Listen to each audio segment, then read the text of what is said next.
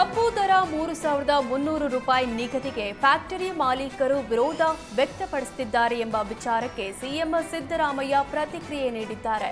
ಸಭೆಯಲ್ಲಿ ತೀರ್ಮಾನವಾದಂತೆ ಮಾಡಿರೋದು ರಿಕವರಿ 10.25 ಇದ್ರೆ 3,100 ಜೊತೆಗೆ 100 ಹೆಚ್ಚುವರಿ ಅಂತ ಹೇಳಿದ್ದೇವೆ.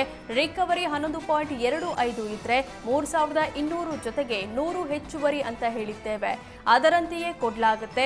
ಎಲ್ಲವನ್ನ ಮುರುಗೇಶ್ ನಿರಾಣಿ ಮುಂದೆಯೇ ಹೇಳಿದ್ದೇವೆ. ಹಾಗಾದ್ರೆ ಅವರು ನಮ್ಮೆದುರು ಒಂದು ನಿಮ್ಮೆದುರು ಒಂದು ಹೇಳ್ತಾರೆ ಅಂತ ನಿರಾಣಿಗೆ ತಿರುಗೇಟು ಕೊಟ್ರು. ಏನಿಲ್ಲ, ಅವರು ಎದುರುಗಡೆನೇ ಹೇಳಿರೋದು ಒಂದು, ಮಾಡಿರೋದು ಒಂದಲ್ಲ. ಅವ್ರು ಹೇಳಿದ್ದೀನಿ. ಅವರು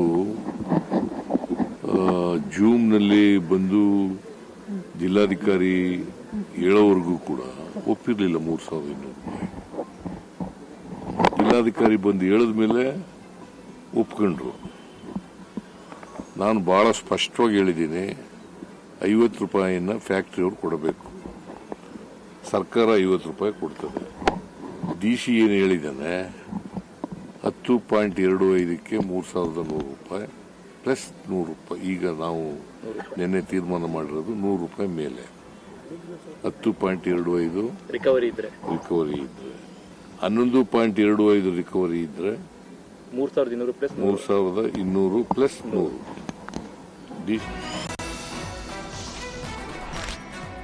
ಕಬ್ಬಿಗೆ ದರ ನಿಗದಿಯಾದರೂ ಸಹ ರಿಕವರಿ ಬಗ್ಗೆ ಗೊಂದಲ ಬಗೆಹರಿತಿಲ್ಲ. ಹೀಗಾಗಿ ಸಕ್ಕರೆ ಸಚಿವರು ಮತ್ತು ಮುಖ್ಯಮಂತ್ರಿ ಗೊಂದಲ ಬಗೆಹರಿಸಬೇಕು ಅಂತ ಬೆಳಗಾವಿಯಲ್ಲಿ ರೈತ ಸಂಘದ ಅಧ್ಯಕ್ಷ ಪೂಜಾರಿ ಆಗ್ರಹಿಸಿದ್ದಾರೆ. ರಿಕವರಿ 11.25 ಇದ್ರೆ 3,300 ರೂಪಾಯಿ ಕೊಡೋದಾಗಿ ನಿನ್ನೆ ಹೇಳಿದ್ದಾರೆ.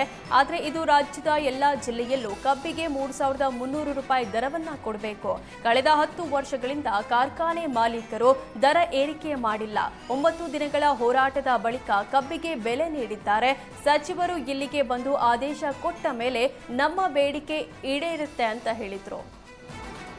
ಮುಖ್ಯಮಂತ್ರಿ ಕಡೆ ಹೋಯ್ತು. ಮುಖ್ಯಮಂತ್ರಿ ಬಹಳಷ್ಟು ಡಿಸ್ಕಷನ್ ಮಾಡಿ ಈ ಕಡೆ ಯಾರ್ದು ಬೆಳಗಾವಿ ಒಳಗೆ ಸ್ವಲ್ಪ ರಿಕವರಿ ಜಾಸ್ತಿ ಇದೆ, 11.11 ಇದೆ, ನೀವು ಇನ್ನೂ 50 ರೂಪಾಯಿ ಜಾಸ್ತಿ ಕೊಡ್ರಪ್ಪ, ನಾನು ಸರ್ಕಾರದಿಂದ 50 ರೂಪಾಯಿ ಕೊಡ್ತೀನಿ ಅಂತೇಳಿ ಮುಖ್ಯಮಂತ್ರಿ ಅದನ್ನು ನಿನ್ನೆ ಅವರು ಕ್ಲಿಯರ್ ಆಗಿ 3,300 ರೂಪಾಯಿಗೆ ಬಗೆಹರಿಸಿದ್ದಾರೆ.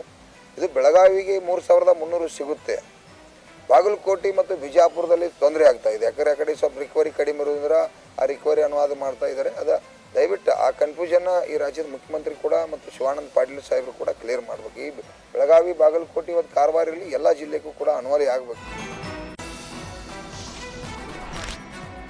ಸರ್ಕಾರದಿಂದ ಕಬ್ಬು ದರ ನಿಗದಿ ಬಳಿಕವೂ ವಿಜಯಪುರದಲ್ಲಿ ರೈತರಿಂದ ಧರಣಿ ಮುಂದುವರೆದಿದೆ. ವಿಜಯಪುರ ನಗರದ ಗಗನ ಮಹಲ್ ಗಾರ್ಡನ್ ಬಳಿ ಧರಣಿ ಸತ್ಯಾಗ್ರಹ ನಡೆಸಲಾಗುತ್ತಿದ್ದು, ಕಬ್ಬಿನ ರಿಕವರಿ ಕುರಿತು ಇರುವ ಈ ಗೊಂದಲವನ್ನ ಸರ್ಕಾರ ಬಗೆಹರಿಸಬೇಕು ಅಂತ ರೈತರು ಆಗ್ರಹಿಸಿದ್ದಾರೆ. ಗುರ್ಲಾಪುರಕ್ಕೆ ಸಕ್ಕರೆ ಸಚಿವರೇ ಬಂದು ನಿಗದಿಯಾದ ದರ ಘೋಷಣೆ ಮಾಡುವಂತೆ ಪಟ್ಟು ಹಿಡಿದಿದ್ದಾರೆ. ದೇವರ ಹಿಪ್ಪರಗಿ ತಾಲೂಕಿನ ಹಿಟ್ನಳ್ಳಿ ಗ್ರಾಮದ ರೈತ ಮಹಿಳೆಯರು ಹೋರಾಟಗಾರರಿಗೆ ರೊಟ್ಟಿ ತಂದು ಕೊಟ್ಟು ಪ್ರತಿಭಟನೆಗೆ ಬೆಂಬಲಿಸಿದ್ದಾರೆ. ಸಂಸದ ವಿಶ್ವೇಶ್ವರ ಕಾಗೇರಿ ರಾಷ್ಟ್ರಗೀತೆಗೆ ಅಪಮಾನ ಮಾಡಿದ್ದು ಸಂಸದ ಸ್ಥಾನದಿಂದ ವಜಾಗೊಳಿಸಬೇಕೆಂದು ಆಗ್ರಹಿಸಿ ಎನ್ಎಸ್ಯುಐ ಕಾರ್ಯಕರ್ತರು ಶಿವಮೊಗ್ಗದಲ್ಲಿ ಪ್ರತಿಭಟನೆ ನಡೆಸಿದ್ದಾರೆ. ರಾಷ್ಟ್ರಗೀತೆ ಬ್ರಿಟಿಷರ ಸ್ವಾಗತಕ್ಕೆ ರಚಿಸಿದ್ದ ಗೀತೆ ಅಂತ ದೇಶದ್ರೋಹಿ ಹೇಳಿಕೆ ನೀಡಿದ್ದಾರೆ. ರಾಷ್ಟ್ರಗೀತೆ ಒಪ್ಪದ, ರಾಷ್ಟ್ರಧ್ವಜ ಒಪ್ಪದ ನಕಲಿ ದೇಶಭಕ್ತರಿಗೆ ಧಿಕ್ಕಾರ ಅಂತ ಘೋಷಣೆ ಕೂಗಿದ್ರು. ಸಂಸದ ಕಾಗೇರಿ ಅವರು ನವೆಂಬರ್ 5ರಂದು ಹೊನ್ನಾವರದಲ್ಲಿ ನಡೆದ ಏಕತೆಗಾಗಿ ನಡಿಗೆ ಕಾರ್ಯಕ್ರಮದಲ್ಲಿ ವಿವಾದಾತ್ಮಕ ಹೇಳಿಕೆ ನೀಡಿದ್ರು.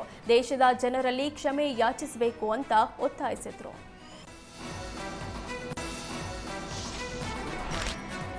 ಮೈಸೂರು ಜಿಲ್ಲಾಡಳಿತ ವತಿಯಿಂದ ಅದ್ದೂರಿಯಾಗಿ ಕನಕದಾಸ ಜಯಂತಿ ಆಚರಣೆ ಮಾಡಲಾಗಿದೆ.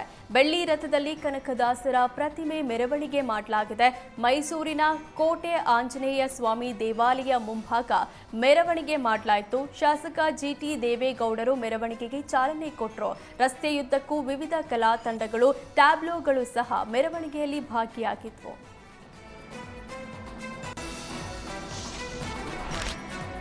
ಮಂಗಳೂರು ನಗರದಲ್ಲಿ ಕಾಲೇಜು ವಿದ್ಯಾರ್ಥಿಗಳಿಗೆ ನಿಷೇಧಿತ ಮಾದಕ ವಸ್ತು ಎಡಿಎಂಎ ಸರಬರಾಜು ಮಾಡುತ್ತಿದ್ದ ಇಬ್ಬರನ್ನ ಸಿಸಿಬಿ ಪೊಲೀಸರು ಬಂಧಿಸಿದ್ದಾರೆ. ಸುಮಾರು 4.35 ಲಕ್ಷ ಮೌಲ್ಯದ ಮಾದಕ ವಸ್ತುಗಳನ್ನು ವಶಪಡಿಸಿಕೊಳ್ಳಲಾಗಿದೆ. ನವೆಂಬರ್ 4ರಂದು ಬಂದರು ಹಾಗೂ ದಕ್ಕೆ ಪ್ರದೇಶದಲ್ಲಿ ಆಟೋದಲ್ಲಿ ಮಾದಕ ವಸ್ತು ಮಾರಾಟ ನಡೀತಿದೆ ಎಂಬ ಖಚಿತ ಮಾಹಿತಿಯ ಮೇರೆಗೆ ಸಿಸಿಬಿ ಪೊಲೀಸರು ದಾಳಿ ನಡೆಸಿದ್ದಾರೆ. ಈ ವೇಳೆ ಆಟೋ ಚಾಲಕ ಅಬ್ದುಲ್ ದಯಾಂಬು ಆಂಡರ್ ಕಣ್ಣೂರು ಎಂಬಾತನನ್ನ ಬಂಧಿಸಲಾಗಿದೆ. ಈ ಕುರಿತು ಕೋಣಾಜೆ ಪೊಲೀಸ್ ಠಾಣೆಯಲ್ಲಿ ಪ್ರಕರಣ ದಾಖಲಾಗಿದೆ.